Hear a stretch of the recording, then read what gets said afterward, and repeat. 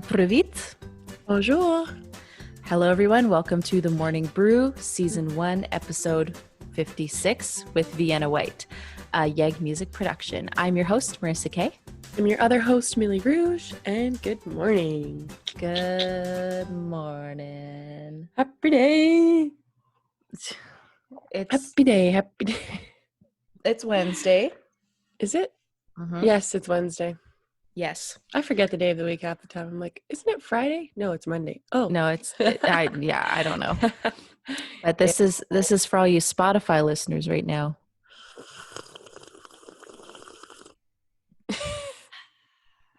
And we just lost all our followers. Just kidding. They're like, that's too much. Yeah. Here's for you Spotify followers. Just like hit the mic with random things. That's for you guys. You're welcome. Yeah. How's your morning so far?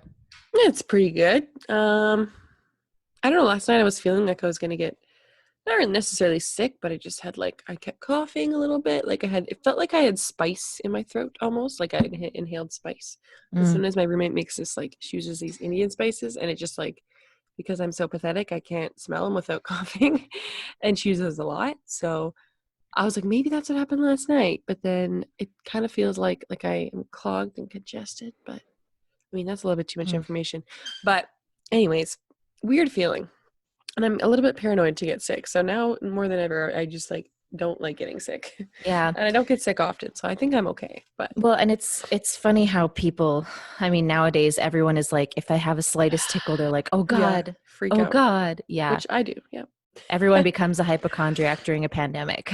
Exactly. So I'm trying to just I'm sitting here being like, how dare you all copy me? You're all posers. I'm the only hypochondriac. This is my time to shine. Yeah, basically. Yeah. I'm like, I'm that person who if there's something slightly wrong with me, I'll Google it. I'll be like, oh God, I'm going to die. That's no surprise. I'm not shocked. I can see it. I mean, sometimes I get anxious about it, but then I just try not to think. I just try not to think about it, and it usually goes away on its own. And I have a pretty good immune system for the most part. Mm-hmm. I don't rarely get sick. I just knocked on my table. So I think I'm okay. I think I'm all good. It's just actually, fun fact, did you know, actually, I don't think I actually talked about this, but I had pneumonia when I was a baby, and I was in one of those little ICU units as a baby. So I think that's the reason why I have asthma, exercise-induced asthma now. Yeah. But probably. Yeah. Apparently I was in the ICU and I was just a little wee old baby. Wow. Yeah. That's crazy. I don't think I've known anyone that's been had things like that happen at birth. You always see it on TV shows and in real life, but it's weird. It's weird to think about. Yeah, it is crazy. And then when my dad had his health scare, it wasn't last summer. Was it last summer? It feels like so long ago. Yeah, I don't remember. Yeah, my dad had this health scare, and he was in the ICU for a while. And so anytime there's anything slightly wrong, because it started off with him just having a cold, and he just felt like chills and the normal symptoms. And then it just progressively got worse and worse and worse. And then it was I'm sitting there with the nurse asking me if she's okay to take him to the ICU. And I was like, so it's anytime a little thing happens, I'm just like, oh God, what is it? I was like, I need to know what it is. Yeah. But, yeah. No, that's fair. Oof. Yeah. All I know is that I was a little fat baby. That's all I know for my birth. I was fat. Little chunky baby. I saw this one Instagram post where it was sometimes I think being a parent isn't worth it until I take my little baby's chunky leg, I shake it, and I go ring, ring, ring, and then I answer the phone, and he laughs so hard that he throws up. Oh, he throws up. Gross. Little chunky baby leg. They're so interesting. They're little sausage sticks. It's so little weird. Sausages. It's so weird. I love little sausages. Little sausage hands. So cute. That's great. Yeah, I don't know. I think it's interesting. It's interesting at birth how there's so many different things that can happen to you. Yeah, well, babies are just so delicate. They're just so like breakable. It's like they have a soft spot at the top of their head because their Yep. skull isn't finished forming because Ew. they got to get out of there first before they can finish forming their skull. Every time I hear something about a baby when they're born, I don't want to have a baby anymore. Like literally every fact I learn, I'm like, ew, ew. Oh no, They I'm not come going to say out. it on the stream. There's one I learned a while ago that was very, very nasty. And my mom's friend was a nurse. No, my friend's mom was a nurse, so she was telling me. She's like, "Yeah, that's just what happens." I was like, "They do that to you?" And she's like, "Yeah." And I'm like, Oh, where they shove the needle into your spine? No, God, no. I wasn't scared of that until I read an article about how traumatizing it is for some women, and then I got spooked by that. But how they snip. That's all I'll say. Ooh.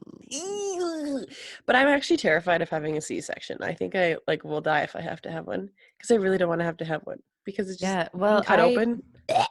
Well, and I actually, one of my friends, she got a C-section with her first kid, and she was fine. My cousin had to get a C-section because she almost died giving birth, and then she had another kid, and I was like, God damn. That's the power of babies. She's a freaking badass. But anytime anyone talks about like a baby in a belly, it freaks me out. Like I remember again, my other cousin, she was pregnant with their first kid, and she was sitting on the couch with her big old belly, and she's like, "Here, Marissa, she's kicking, feel it." And she took my hand and put it on her stomach. I was like, "Oh God." I didn't like it. I was like, "Please don't make me feel this. I don't like it." So funny. It freaks me out. Actually, last year I had it was last year I have a friend's sister who I'm pretty close with, and she's the first pregnant person I've known that I've like been in close contact with. Like usually pregnant people I don't really know, or like they're like, colleagues, so you don't go up and touch their stomach. But my friend's sister was like, "Hey Michelle, like I'm pregnant." And I was like, "Yeah, I know. Like I saw on Facebook and stuff." And she's like, "Look." She just like lifts her shirt and stomach, and I was like, and I literally was like, I can't look. I'm sorry. It's just really weird. I can't look. It's like, I don't know how I'm going to have a child because I can't even look at your own belly. Yeah, I don't like, and I guess it changes if and when you do get pregnant. It's like, it changes, I guess. Like you get, a bond and you get excited about it, but I don't now. It freaks me out. And I think mostly the reason why it freaks me out is just the responsibility of like raising a child and raising another human. I am still a child. I was like, I think we've got time. We've got lots of time. We don't have to worry about that. I'll never worry about it. I'll never think about it ever. So until it's in my stomach, and then I'll think about it. No, I'm not even gonna get to that point. It's just nope. It's just gonna come out one day. Nothing is gonna be in my stomach ever. I'm not gonna let it get in my stomach ever. So speaking of soft spots, going back to soft spots, we're gonna talk about something that we have a soft spot for. I really had no segue. We were talking about babies for frick's sake, so I had to go back to that. You could have said, speaking of babies, let's talk about dolls. Come on, this is why I do the segues. That was terrible. I thought about it. Actually, did cross my mind. I was like, dolls. How can these relate to Dolly Parton? Yes, but yes. Welcome, Instagram. Welcome, guys. Today's topic is let's talk about Dolly Parton. Yes. And we're gonna do some research on her right now. The Queen of Country. Yeah. So okay, just a second, I'm turning my volume there you are. Hi. Hey. Yeah, she's a bit of a legend. She not? Yes. For the longest time, I didn't really I don't want to say I didn't care about Dolly Parton because that sounds mean, but I just had no interest in knowing about her because I was I don't know, 12 or 13. So when you're 12 or 13, why are you really caring about Dolly Parton? But as time kind of grew on, I really started to like Dolly Parton, and she actually is a very decent human being. For being a celebrity, she's actually a very decent human being, which I've actually researched her before this even conversation happened. I researched her a while back when I was listening to, I don't know, I think I was watching a movie of her. There's a movie with her in it, and it's actually a terrible movie, but just a great movie. as well, terrible and great at the same time. So I started looking up all this stuff about her because I was like, oh, I just kind of want to like know more about her. And like, she was really beautiful when she was young, and now she kind of has all this plastic surgery, but she's like very open about the fact that like I was watching this video and she's like, I may be full of plastic, but my music is just like, oh my God. This That's woman so sweet. fully She was born embraces in who she is. 1946. Wow. Oh, she's still alive. Just kidding. No, not even that. It's just like 74. 1946 just seems like so long ago. Yeah. I mean, it is so long ago, but I actually was watching this video of this woman who's on TikTok, and she's like, I was talking to this kid who's obviously born in the 2000s, and he was like, wow, you're old. You're born in the 1900s. And she's like, so if you're born in the 1900s, like this video. And I was like, wait, I'm born in the 1900s. That's disgusting. Not actually 1900, but in that era of the 1900s. Well, then technically everybody alive today was born in the 1900s. Except for the 2000ers. Well, but you know what I mean. Oh, hey, yeah. Daniel's here. Hi, Daniel. Hey. It's my friend Daniel like, I don't from know who Toronto. Daniel is, but hi. He's a burlesque dancer from Toronto. Ooh. He's great. He was actually in ways. He was in my music video from like way back when. The dancing anyway, one? Yes, the dancing one. Cool. Super cool. But yeah, what is she? It says songwriter, multi-instrumentalist, record producer, actress, author, businesswoman, and humanitarian. Crazy. Wow. That's so many things that I'm not. Yeah. Well, and I've just heard from a lot of different people. Like I have a lot of friends who love her, and like I never got into her music or got into her. It just, I don't know, for whatever reason, I just didn't. Yeah. I've heard her songs here and there, but I was never like a huge avid fan of just like Dolly Parton. But I have a lot of friends who love her and listen to her and went to her concert when she was in Edmonton, and they all said it was incredible. And they all loved it, and they thought it was like the best concert ever. But yeah, she does a lot, like a lot, which is insane. She's had 25 songs reach number 1 on the Billboard country music charts, a record for a female artist tied with Reba McEntire. Kind Wow. That's weird. That's kind of strange to me. I would think she'd be way above Reba McEntire. Yeah, but I mean, I guess that kind of makes sense. Reba McEntire is also kind of up there in terms of fame. Yeah. She's in the Country Music Hall of Fame. And she was inducted in 1999. I don't know why I keep thinking, like, forgetting that she sang I Will Always Love You. I know. I always keep forgetting that. I'm so used to the Whitney Houston version. Yeah, it's actually a cool story about how she wrote that song, because she was on a TV show for so many years, and she was on the TV show with this dude. And it was like back in the, I don't know what year it was, feels like 60s or 70s, but I don't really know what the TV show is about. Honestly, I didn't watch the TV show, but she was a co-host basically, and she was on for a few years, and then she wanted to leave eventually. So she was really close with the co-host and was like, really liked him as an individual and a human being. So she wrote him the song, I Will Always Love You, to quit that job. So she sung it to him, and she's like, I'm leaving. This is my way to say goodbye. And then, she was like, I really loved you and you're a great person. And then I found out that the guy tried to sue her $3 million because she breached her contract. And she settled it for like $1 million, and she didn't even really have $1 million, because if you learn about Dolly Parton, you learn that she did not have a lot of money growing up for a very, very, very, very long time. So I just found it interesting. Apparently they had a good relationship, like once he was, older and he was kind of close to dying, like she was one of the people that was there when he was kind of passing away. So obviously, they kind of settled it, I'm assuming, but what a crappy thing to do. Yeah, no kidding. But I mean, that's just the world of business and music industries. So yeah, insane. Never trust a hoe. Don't trust a hoe. Don't trust this man. But yeah. Anyways. I'm just looking at a lot of the stuff that she's done before. Yeah.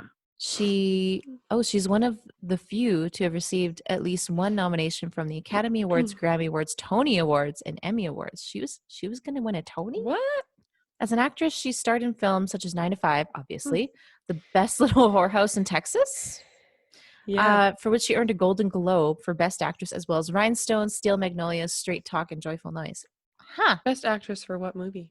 Do you know? I don't know. It doesn't say. Because I wonder if it's a really terrible movie I watched. I have no idea. I actually Um, learned, though, a lot about Dolly Parton's growing up.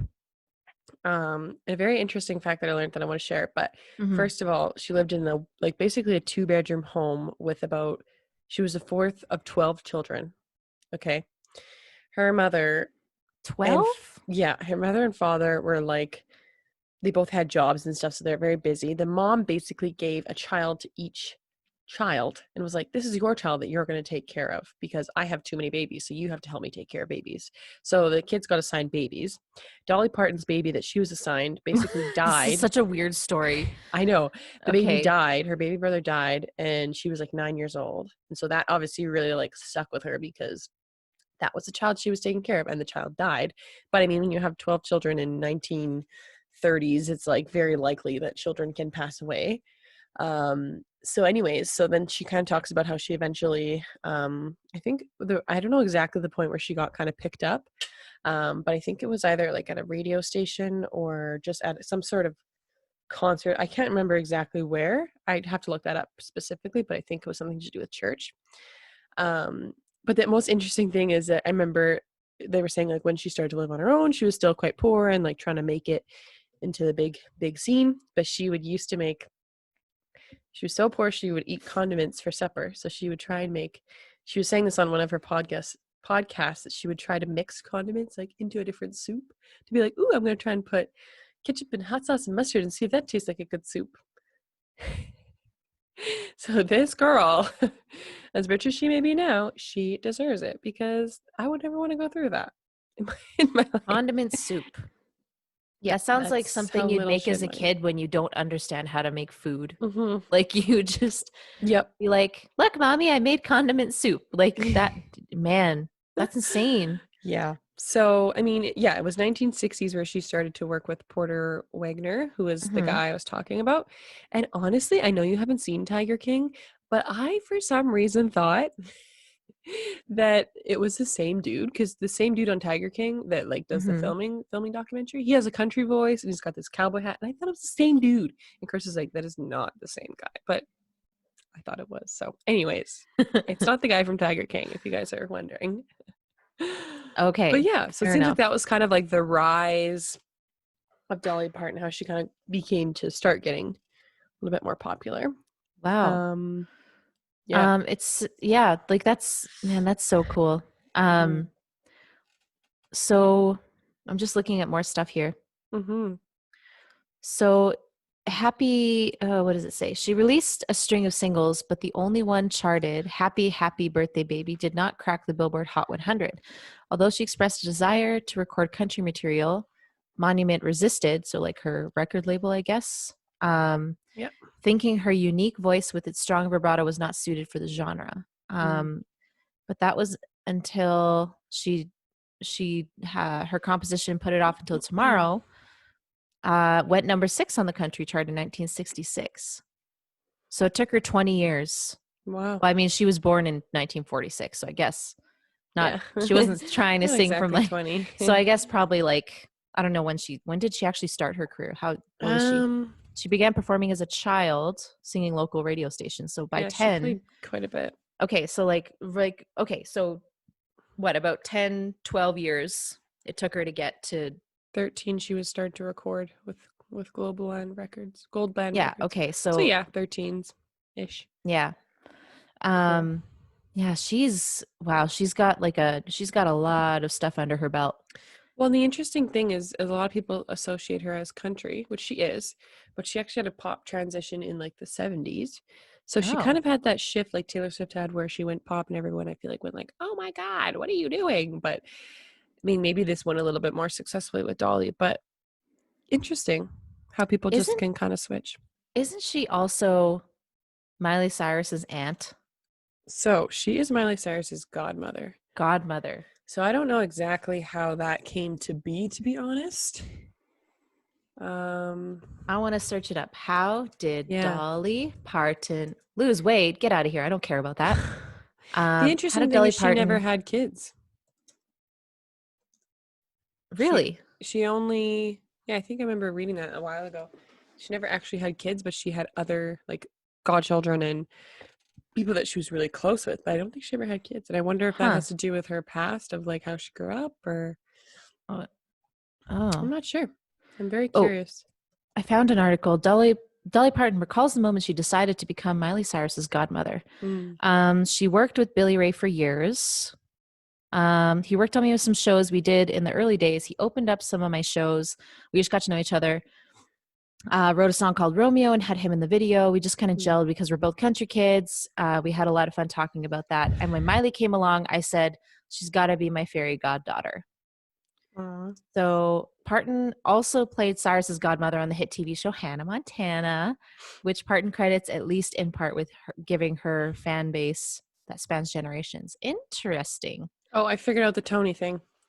Parton wrote the score for the 9 to 5 musical theater adaptation of Parton's feature film 9 to 5, 1980.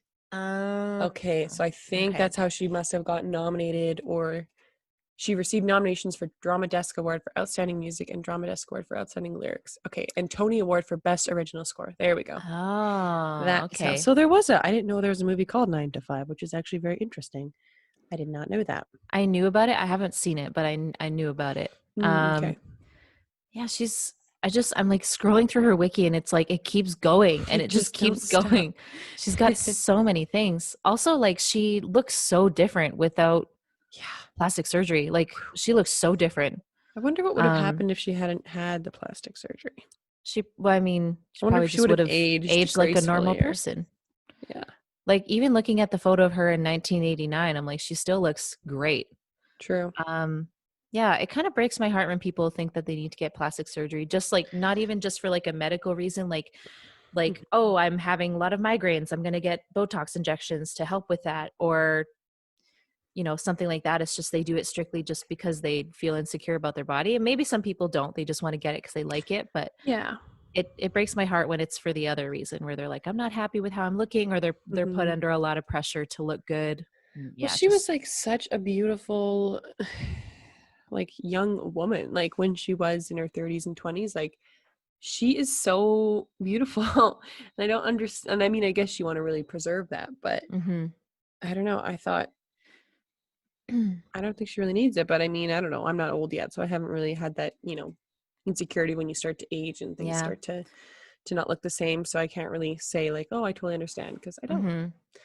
But interesting fact is that she's actually been married since the 60s, and she's continued to stay married to the same guy. For celebrities, I feel like that is not very common. So, oh, I just realized also that we have been chatting a long time, and we are going to pop off of Instagram and go check out the rest tomorrow on our YouTube channel.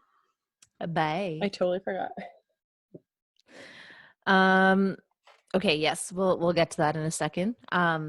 Man, that's incredible that she was able to keep, or not keep, a husband, but just like that she was able to stay in that committed relationship for a long time. Well, and the interesting thing I think is that of why she says it works so well is because he's a businessman. So he literally has nothing to do with music or the music industry. I think he may have helped her with some of her stuff with music. I don't know exactly, but it's just kind of crazy that, yeah, they kind of live separate lives, and you don't see much of him in her news stories, but yeah, I think she kind of kept him out of her fame, which is pretty incredible. Yeah, sometimes that's good though, to kind of have the different thing. Yeah, absolutely. Oh, also, fun fact, Dolly. People were saying that we should put up statues of Dolly Parton instead of Confederate monuments, which that would be great. I would love that. Oh yeah, it's just incredible. I think that's hilarious, and that's awesome. I will say, the hairstyle Dolly Parton still rocks. I don't understand. It's very 70s. Big hairstyle, and I don't get why she's not like. I mean, she doesn't have to do what I say, but like, I just feel like by now it's 2020. She could kind of. Yeah, I think that's just part of her, like part of her look now. Yeah, that's just kind of like who she is now. Yeah. I guess. You gotta have the Dolly hair. Yeah. Like that's who she is. Yeah. Like even just scrolling through some of these old pictures. Yeah, she's got the big old hair. Yeah. And I love it. Oh, there's classic ones. Sorry. I guess you can't see what I'm scrolling through. But 1987, performing on her variety show. And she's in this like white dress with like these big like shoulder pads with like the Oh, giant yeah. hair and the long earrings. And like there's a big slit down the side. And oh, it's great. I'm really curious to see, because they were saying she has her own podcast. I'm really curious to see what that looks like. And if I feel like it'd be entertaining to listen to. Yeah, she's got her own podcast. Cool.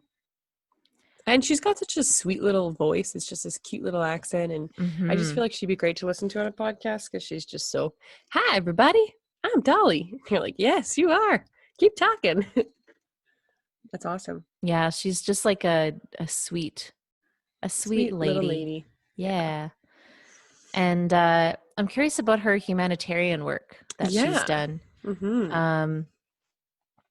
Oh, also before I want to, I'm on a page that just popped up. It said 6 facts about Dolly Parton. Yes. Her first crush was Johnny Cash. She won't ride the rides at Dollywood. She once lost, she refuses to ride the rides at her own people. It's not because the rides aren't safe. She's just extremely afraid of roller coasters and has motion sickness.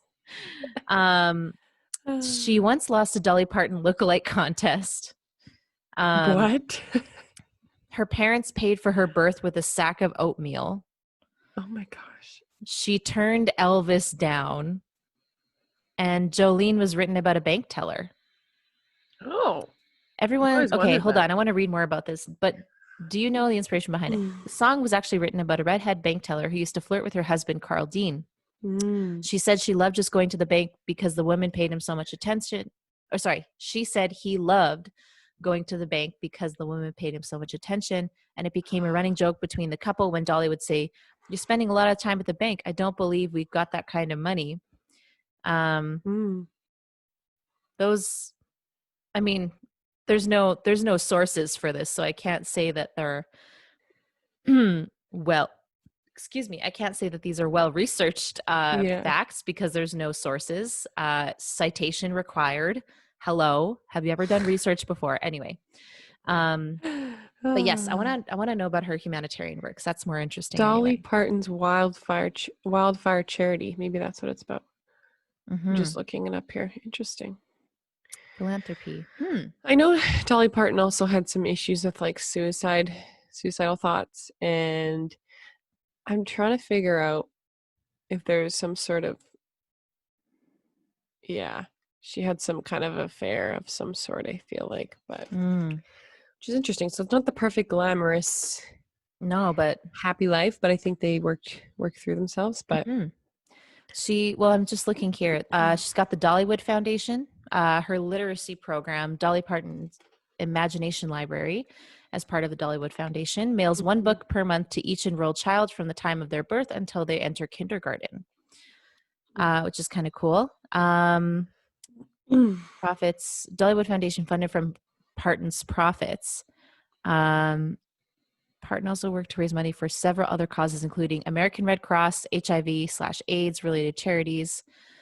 She pledged $500,000 towards a proposed $90 million hospital and toward a proposed $90 million hospital and cancer center to be constructed in Sevierville in the name of Robert F. Thomas. I don't know who that is. Oh, the physician who delivered her. It says it right after it. Wow, she's done a lot. Her efforts. Oh, okay.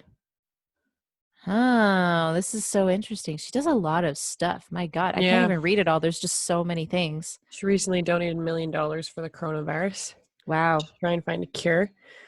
Like that is like the epitome of how you use your fame and your fortune to help other people.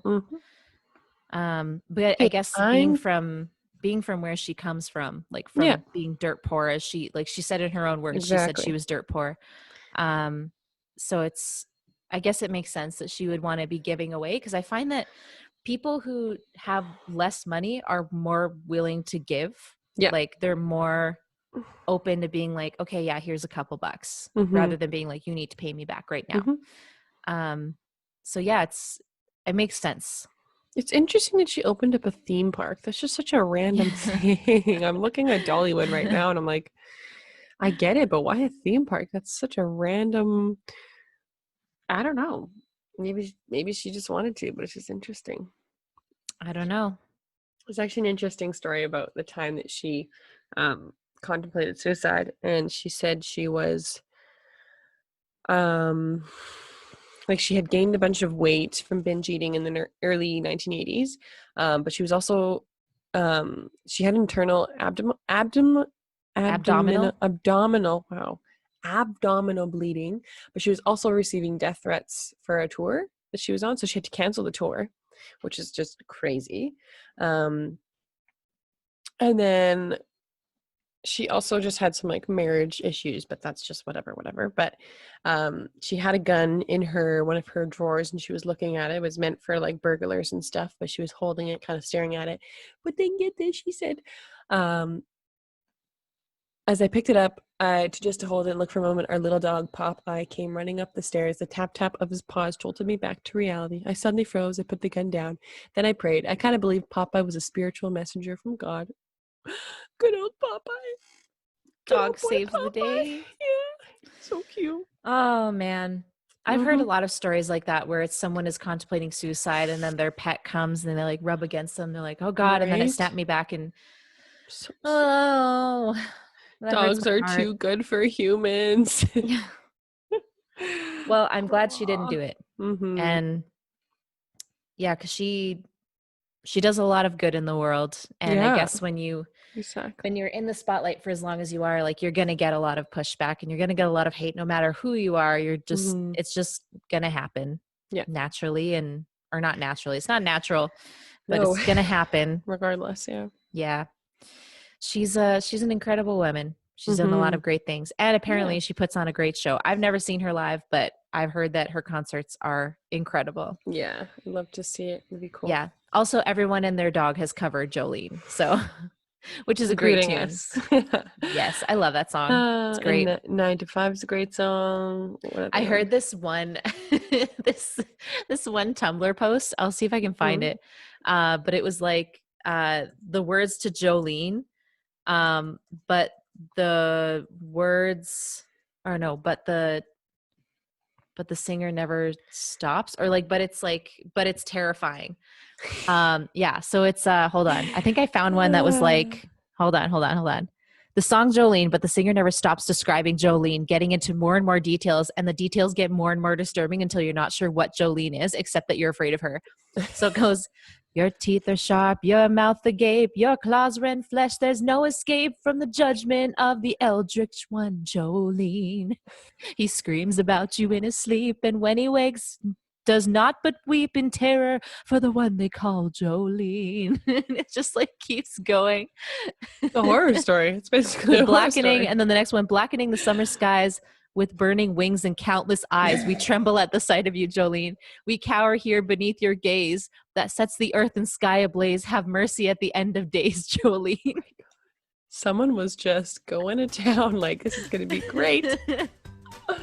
I love That's amazing. It's just the way the song was written. It's perfect. I love it. It's so rideable. It's a great song. It's a really great song. It's great. Well, I think that concludes our Dolly Parton research today. Hopefully you guys learned something new about the Queen of Country. The Queen of Country. The Queen of Country. My name is Millie Rouge. Thanks for watching today, guys. My name is Marissa Kay. And if you like this video, like, subscribe, hit the bell button to be notified when these shows come out. They come out Monday through Friday, every day, 6 a.m. MDT. I hope you have a wonderful rest of your day, and we'll see you tomorrow. Bye-bye. Bye-bye.